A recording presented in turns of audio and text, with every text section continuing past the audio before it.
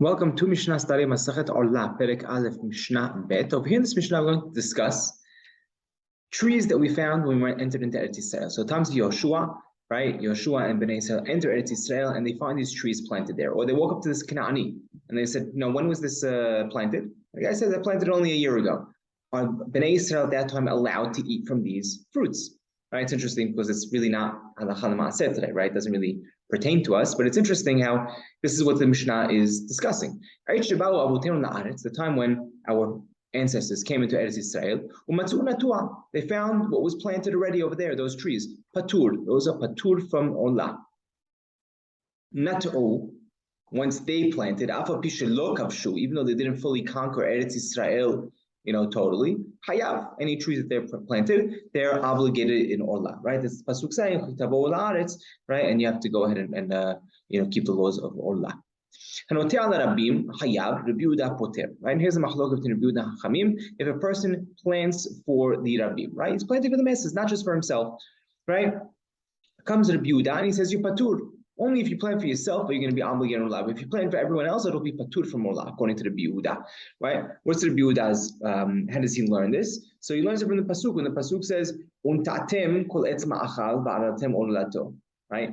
And then, if it wouldn't have said, Yelachem arelim, then I would have understood, okay, that anyone that plants for the Rabbim, for the public, would have been hayab. But because it says them both, Untatem, and it says lachem, right? It seemingly comes to include both, seems to come to unta'atem, mashma, whether it's a, yachid or Rabbim. And then it says lachem, you as well. It's also an extra ribui. It doesn't need to say this in the pasuk. So also it should be ben yachid, ben Rabbim, right? It should be, for a personal reason or for planting for the masses. Now, because it says it twice, it has this ribui, right? This addition twice. So comes Rabbi Yehuda and he says, "En ribui aha ribui ela lemayit." Right? This is one of the principles of how we learn halacha from the pesukim, and that is you don't have a ribui after another ribui, right?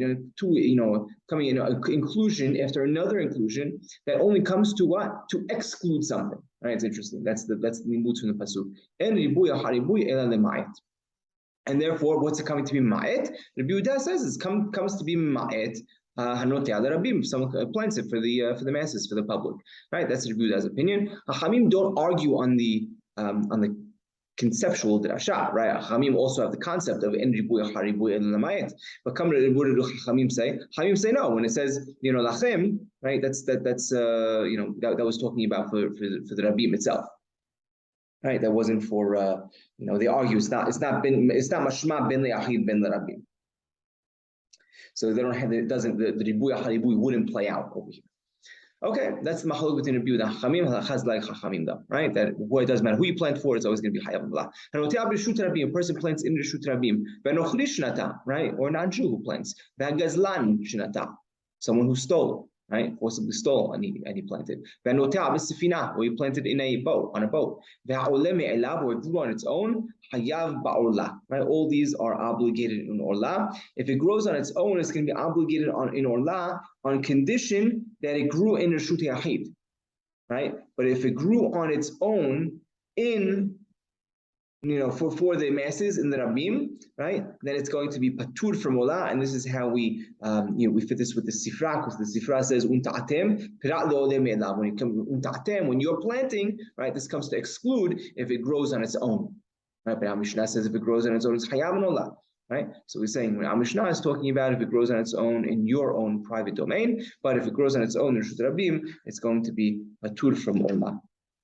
Also, when we said over here when a nochri plants, right, nochri shenata, right, what are we talking about? The kavanah over here is if he planted for Israel, right, or the goy planted for himself, but the Jew bought it from him, right? That's when it's going to be hayav in